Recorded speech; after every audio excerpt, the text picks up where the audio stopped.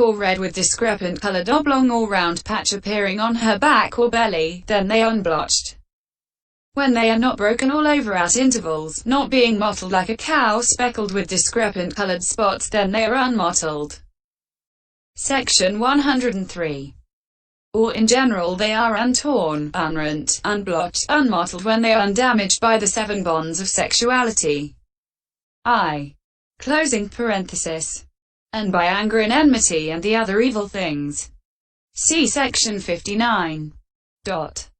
Section 104. Those same virtues are liberating since they liberate by freeing from the slavery of craving. They are praised by the wise because they are praised by such wise men as enlightened ones.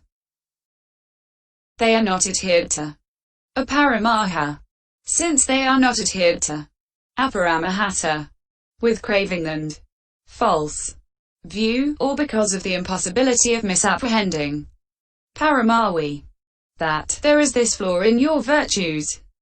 They are conducive to concentration since they conduce to access concentration and absorption concentration, or to path concentration and fruition concentration. Section 105. As long as he recollects his own virtues in their special qualities of being untorn, etc. In this way, then, on that occasion his mind is not obsessed by greed, or obsessed by hate, or obsessed by delusion. His mind has rectitude on that occasion, being inspired by virtue. A 3286. So when he has suppressed the hindrances in the way already described, the jhana factors arise in a single conscious moment. But owing to the profundity of the virtue's special qualities, or owing to his being occupied in recollecting special qualities of many sorts, the jhana is only access and does not reach absorption. And that access jhana itself is known as recollection of virtue, too, because it arises with the virtue's special qualities as the means. Section 106. And when a bhikkhu is devoted to this recollection of virtue, he has respect for the training. He lives in communion with his fellows in the life of purity. He is sedulous in welcoming. He is devoid of the fear of self-reproach and so on. He sees fear in the slightest fault. He attains fullness of faith, and so on. He has much happiness and gladness. And if he penetrates no higher, he is at least headed for a happy destiny. Now, when a man is truly wise, his constant task will surely be this recollection of his virtue blessed with such mighty potency. This is the section dealing with the recollection of virtue in the detailed explanation. Opening square bracket. Recollection of generosity. Section 107. One who wants to develop the recollection of generosity should be naturally devoted to generosity and the constant practice of giving and sharing. Or alternatively, if he is one who is starting the development of it, he should make the resolution. From now on, when there is anyone present to receive, I shall not eat even a single mouthful without having given a gift. And that very day he should give a gift by sharing according to his means and his ability with those who have distinguished qualities. When he has apprehended the sign in that, he should go into solitary retreat and recollect his own generosity and its special qualities of being free from the stain of avarice, etc. As follows. It is gain for me. It is great gain for me, that in a generation obsessed by the stain of avarice I abide with my heart free from stain by avarice, and am freely generous and open-handed, that I delight in relinquishing, expect to be asked, and rejoice in giving and sharing. A 3287. Section 108. Herein, it is gain for me. It is my gain, advantage. The intention is, I surely partake of those kinds of gain for a giver that have been commended by the Blessed One as follows. A man who gives life by giving food shall have life either divine or human. A 342. And a giver is loved and frequented by many. A 340. And one who gives is ever loved, according to the wise man's law. A 341. And so on. Section 109. It is great gain for me. It is great gain for me that this dispensation, or the human state, has been gained by me. Why? Because of the fact that I abide with my mind free from stain by avarice, and rejoice in giving and sharing. Single quote. Section 110. Herein, obsessed by the stain of avarice is overwhelmed by the stain of avarice. Generation. Beings, so-called owing to the fact of their being generated. So the meaning here is this. Among beings who are overwhelmed by the stain of avarice, which is one of the dark states that corrupt their natural transparency of consciousness, CAI 10, and which has the characteristic of inability to bear sharing one's own good fortune with others. Section 111. Free from stain by avarice because of being both free from avarice and from the other stains, greed, hate, and the rest. I abide with my heart. I abide with my consciousness of the kind already stated, is the meaning. But in the sutta, I live the home life with my heart free. A 3287. 5331. etc. is said because it was taught there as a mental abiding to depend on constantly. To Mahanama the Sakyan, who was a stream enterer asking about an abiding to depend on. There the meaning is, I live overcoming. Section 112. Freely generous. Liberally generous. Open-handed. With hands that are purified. What is meant is, with hands that are always washed in order to give gifts carefully with one's own hands. That I delight in relinquishing. The act of relinquishing. Bosajana is relinquishing. Bosaga. Semicolon. The meaning is giving up. To delight in relinquishing is to delight in constant devotion to that relinquishing. Expect to be asked. Yaka yoga. Accustomed to being asked. Yakana yoga. Because of giving whatever others ask for, is the meaning. Yaja yoga is a reading, in which case the meaning is devoted. Yata. To sacrifice. Yaja. In other words, to sacrificing. Yajana. And rejoice in sharing. The meaning is, he recollects thus. I give gifts and I share out what is to be used by myself, and I rejoice in both. Single quote. Section 113. As long as he recollects his own generosity and its special qualities of freedom from stain by avarice, etc. In this way, then, on that occasion his mind is not obsessed by greed, or obsessed by hate, or obsessed by delusion. His mind has rectitude on that occasion, being inspired by generosity. A 3287. So when he has suppressed the hindrances in the way already described, the jhana factors arise in a single conscious moment. But owing to the profundity of the generosity's special qualities, or owing to his being occupied in recollecting the generosity's special qualities of many sorts, the jhana is only access and does not reach absorption. And that access jhana is known as recollection of generosity, too, because it arises with the generosity's special qualities as the means. Section 114. And when a bhikkhu is devoted to this recollection of generosity, he becomes ever more intent on generosity, his preference is for non-greed, he acts in conformity with loving kindness, he is fearless. He has much happiness and gladness. And if he penetrates no higher, he is at least headed for a happy destiny.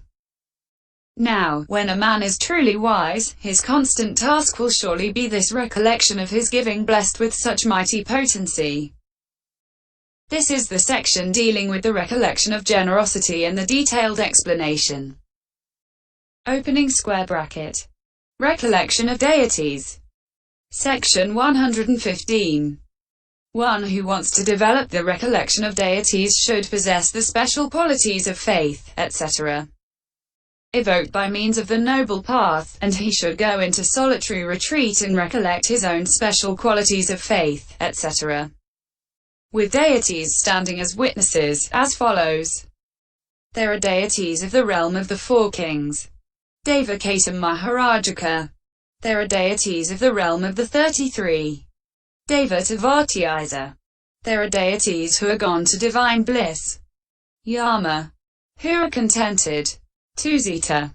Who delight in creating. Nimanarati. Who wield power over others' creations. Paranamita Vasavati. There are deities of Brahma's retinue. Brahmakaika. There are deities higher than that.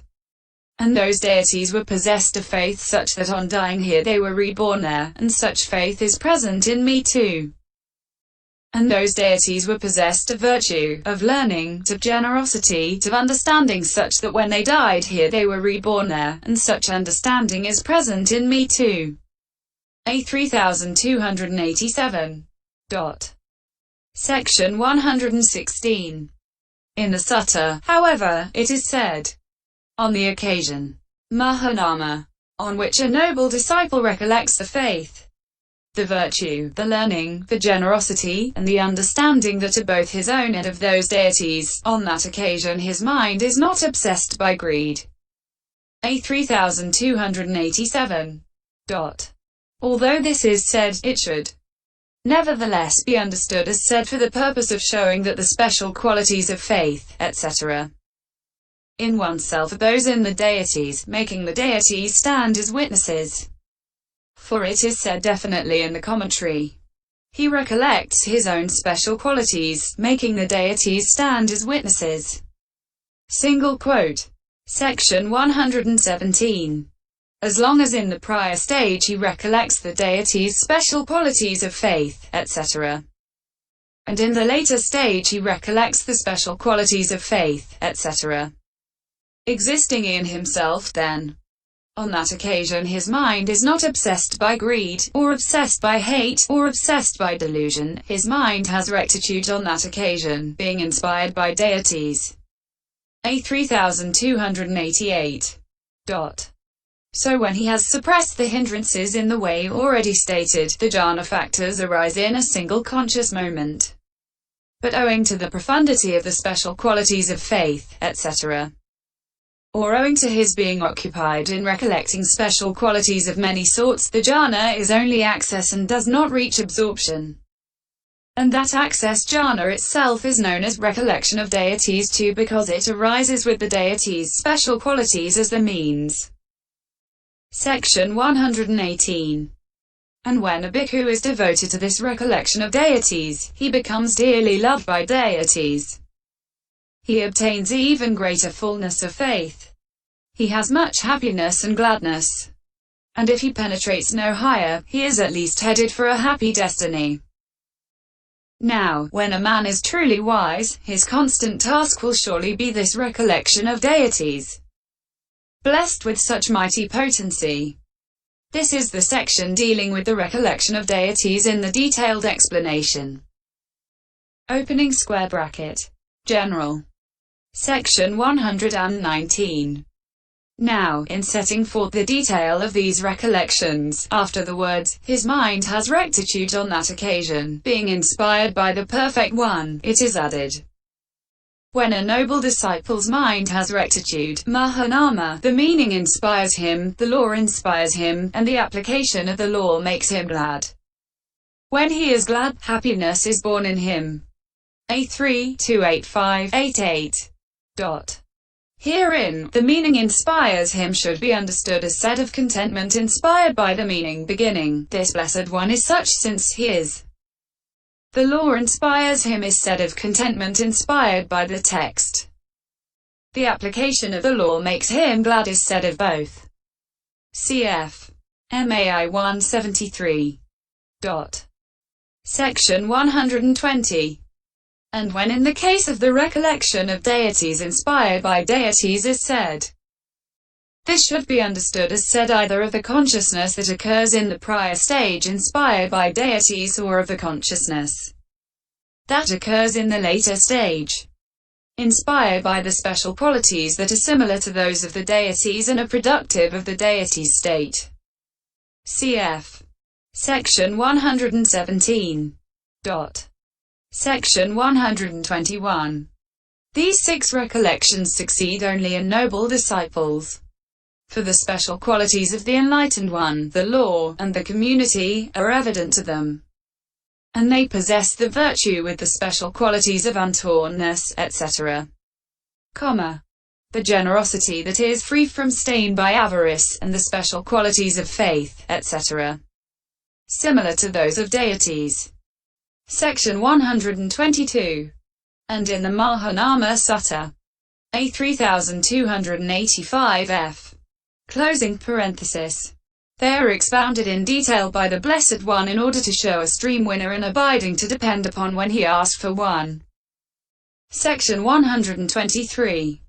Also in the Gedha Sutta they are expounded in order that a noble disciple should purify his consciousness by means of the recollections and so attain further purification in the ultimate sense thus. Here, because a noble disciple recollects the Perfect One in this way. That Blessed One is such since he is accomplished. His mind has rectitude on that occasion. He has renounced, got free from, emerged from cupidity. Cupidity, because, is a term for the 5 chords of sense desire. Some beings gain purity here by making this recollection their prop. A 3312. Section 124. And in the Sambhadokasa Sutta taught by the Venerable Mahakaccana they are expounded as the realization of the wide open through the susceptibility of purification that exists in the ultimate sense only in a noble disciple thus. It is wonderful, friends, it is marvelous how the realization of the wide open in the crowded house life has been discovered by the Blessed One who knows and sees, accomplished and fully enlightened for the purification of beings, for the surmounting of sorrow and lamentation, for the ending of pain and grief, for the attainment of the true way, for the realization of Nibbana, that is to say, the 6 stations of recollection. What 6? Here, friends, a noble disciple recollects the Perfect One. Some beings are susceptible to purification in this way. A 331415. Section 125. Also in the Apposita Sutta they are expounded in order to show the greatness of the fruit of the Apposita, as a mind-purifying meditation subject for a noble disciple who is observing the Apposita. And what is the Noble One's Apposita, Visarkha? It is the gradual cleansing of the mind still sullied by imperfections. And what is the gradual cleansing of a mind still sullied by imperfections? Here, Visarkha, a noble disciple recollects the Perfect One. AI 206-11. Section 126. And in the Book of Elevens, when a noble disciple has asked, Venerable Sir, in what way should we abide to abide in various ways? Single quote opening parenthesis. A 5328. They are expounded to him in order to show the way of abiding in this way. One who has faith is successful, Mahanama, not one who has no faith. One who is energetic, one whose mindfulness is established, one who is concentrated. One who has understanding is successful, Mahanama, not one who has no understanding. Having established yourself in these 5 things, Mahanama, you should develop 6 things.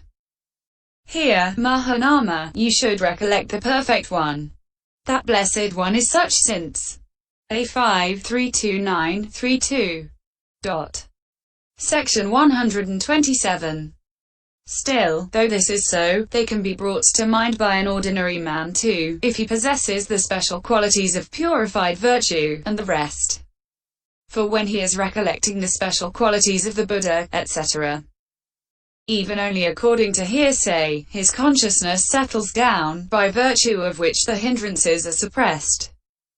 In his supreme gladness he initiates insight, and he even attains to arahantship, like the elder Fusadeva who dwelt at Karkandakara. Section 128. That Venerable One, it seems, saw a figure of the Enlightened One created by Mara. He thought, how good this appears despite its having greed, hate and delusion.